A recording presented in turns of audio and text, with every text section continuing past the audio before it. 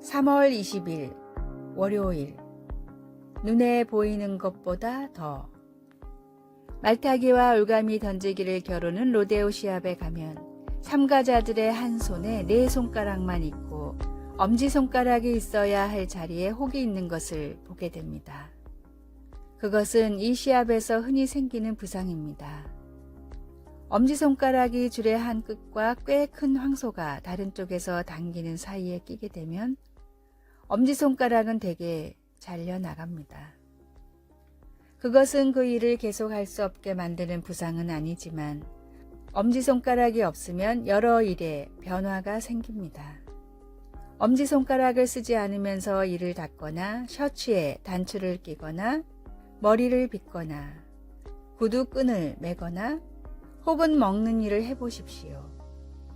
당신 몸에서 평소에 하찮게 생각했던 부분들이 실제 상당히 중요한 역할을 하고 있습니다.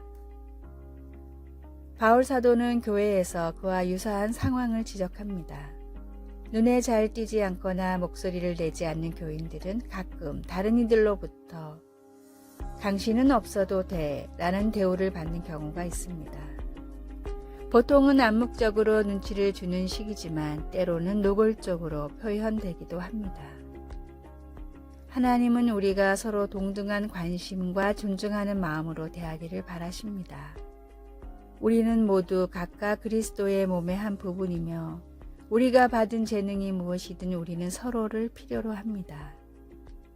말하자면 우리 중 어떤 이들은 눈이고 귀이며 어떤 이들은 엄지손가락인 것입니다. 하지만 우리 각각은 그리스도의 몸에서 아주 중요한 역할을 하고 있으며 때로는 눈에 보이는 것보다 훨씬 더 중요한 역할을 감당합니다.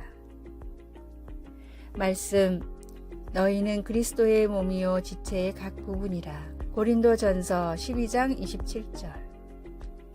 찬송 475장 인류는 하나 되게. 기도, 우리 각자가 그리스도의 몸의 한 부분임을 기억하지 못한 것을 용서하소서. 우리는 다 지체이며 오직 주님만이 홀로 머리 되십니다. 예수님의 이름으로 기도드립니다. 아멘.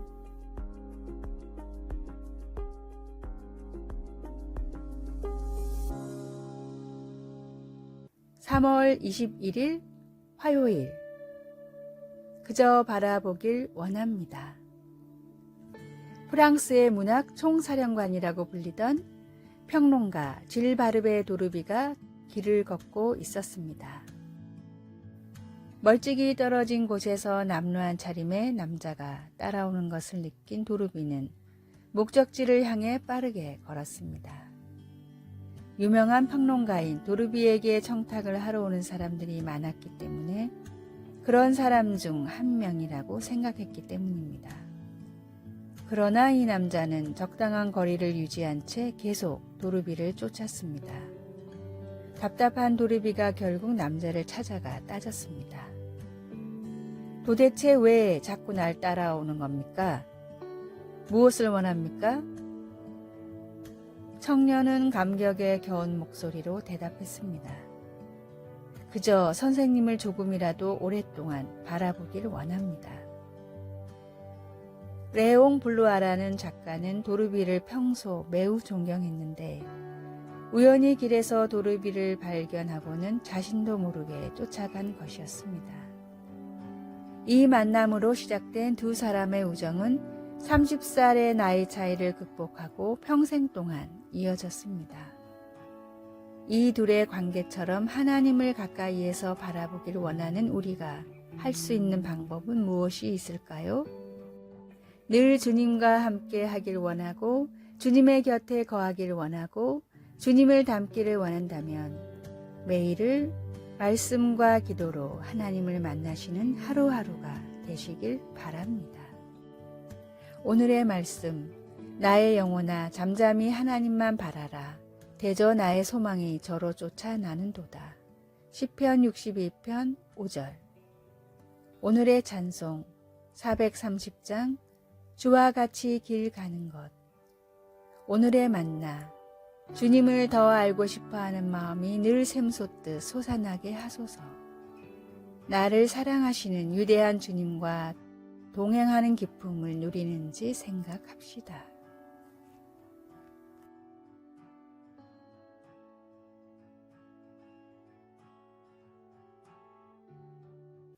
(3월 22일) 수요일, 너와 나를 위한 자비. 코로나19 감염병의 세계적 유행으로 인해 한때 유람선들이 항구에 머무르고 승객들은 격리되었습니다. 월스트리트 저널은 몇몇 관광객과의 인터뷰를 기사에 다루었습니다. 한 승객은 격리로 인해 많은 대화의 기회가 생겼다고 말하며 비상한 기억력을 가진 아내가 그의 과거의 잘못을 낱낱이 끄집어냈는데도 아직 더 남은 것 같다고 농담했습니다. 이 기사는 우리를 웃음짓게 하고 인간미를 느끼게 해주지만 한편으로는 우리가 내려놓아야 할 것들을 세게 움켜쥐고 있는 모습에 대한 경각심을 갖게 해줍니다. 그렇다면 우리는 상처를 준 사람들에 대한 감정을 어떻게 잘 정리해야 할까요?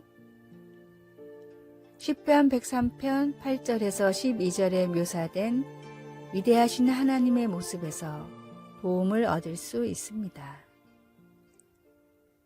8절에서 10절에 담긴 의미에 주목할 필요가 있습니다. 여호와는 긍휼이 많으시고 은혜로우시며 노하기를 더디하시고 인자하심이 풍부하시도다. 자주 경책하지 아니하시며 노를 영원히 품지 아니하시리로다. 우리의 죄를 따라 우리를 처벌하지는 아니하시며 우리의 죄악을 따라 우리에게 그대로 갚지는 아니하셨으니. 기도하는 마음으로 말씀을 읽으며 하나님의 도움을 구하면 앙심이나 복수하려는 계획을 다시 생각해 보게 되며 은혜나 자비, 용서 대신 해를 끼치고 싶었던 사람들이나 우리 자신을 위해 더 기도할 수 있습니다.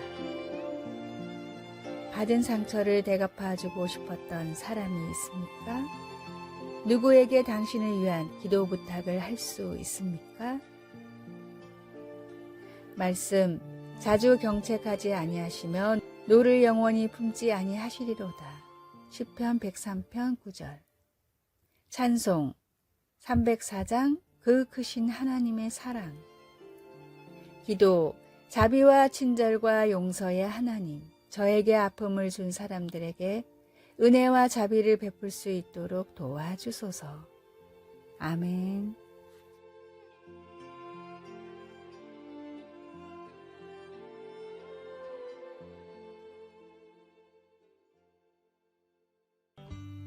(3월 23일) 목요일, 새로운 삶의 방법. 쇠제 두루미는 광활한 몽골의 초원에서 살아가는 조류입니다.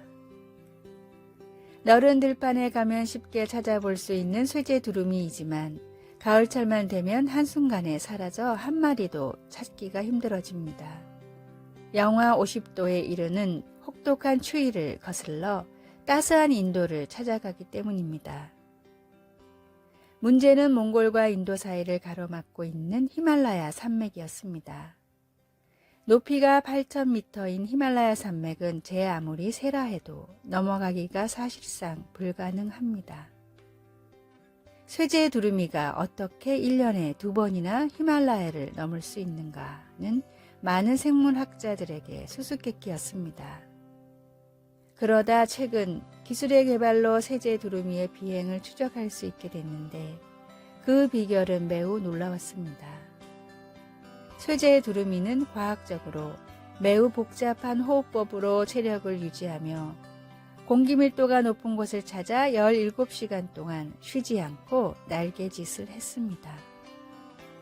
사람들이 보기에는 히말라야를 1년에 2번이나 넘는 불가능한 비행이었지만 본능적으로 최적의 비행법을 알고 있던 쇠제 두루미에게는 심박에 조금도 무리가 가지 않는 편안한 여정이나 마찬가지였습니다. 우리 그리스도인은 기도의 능력을 깨달았을 때 세상이 이해할 수 없는 놀라운 능력의 삶을 살아갈 수 있습니다. 세상에서 어떤 태산 같은 어려운 일들을 만나더라도 우리의 힘과 능력이 아닌 주님이 주시는 능력과 힘으로 극복하며 나아갈 수 있습니다. 오늘의 말씀, 내가 복음을 부끄러워하지 아니하노니 이 복음은 모든 믿는 자에게 구원을 주시는 하나님의 능력이 됨이라. 첫째는 유대인에게요, 또한 헬라인에게로다. 로마서 1장 16절. 오늘의 찬송 345장 캄캄한 밤 사나운 바람 불 때. 오늘의 만나, 주님께서 함께 하시면 모든 문제가 해결될 수 있음을 믿게 하소서. 세상을 이길 힘을 주신 주님을 믿고 기도와 찬양으로 나아갑시다.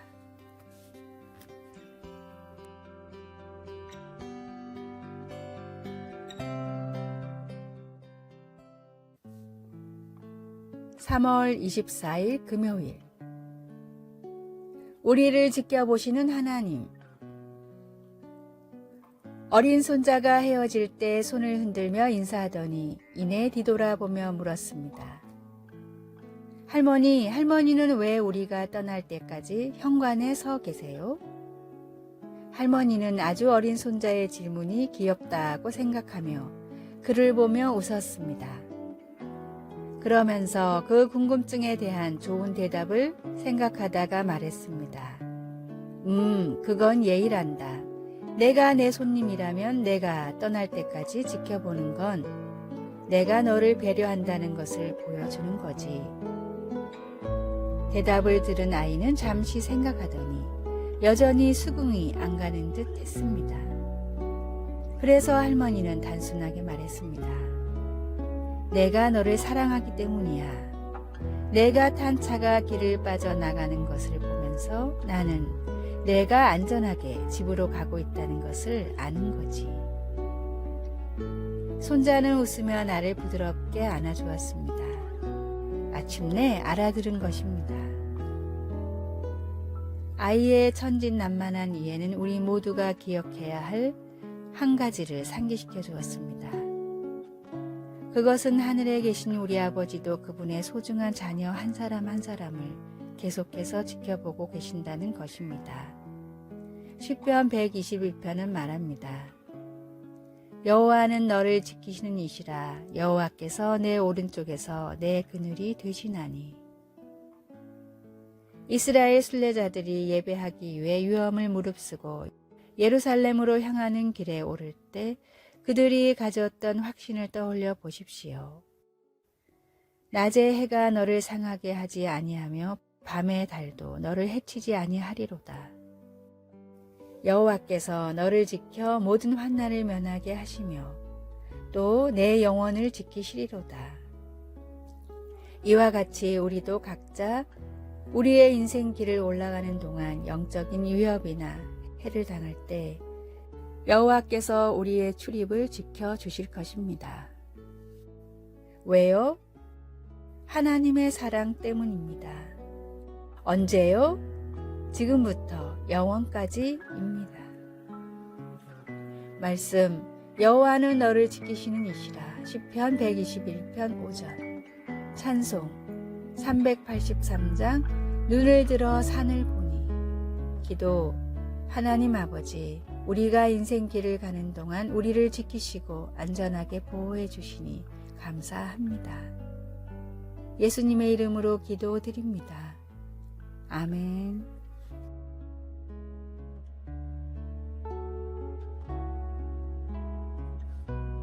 아래의 빨간색 글자 구독을 누르시어 더 많은 전도의 열매를 맺으시기를 기도합니다.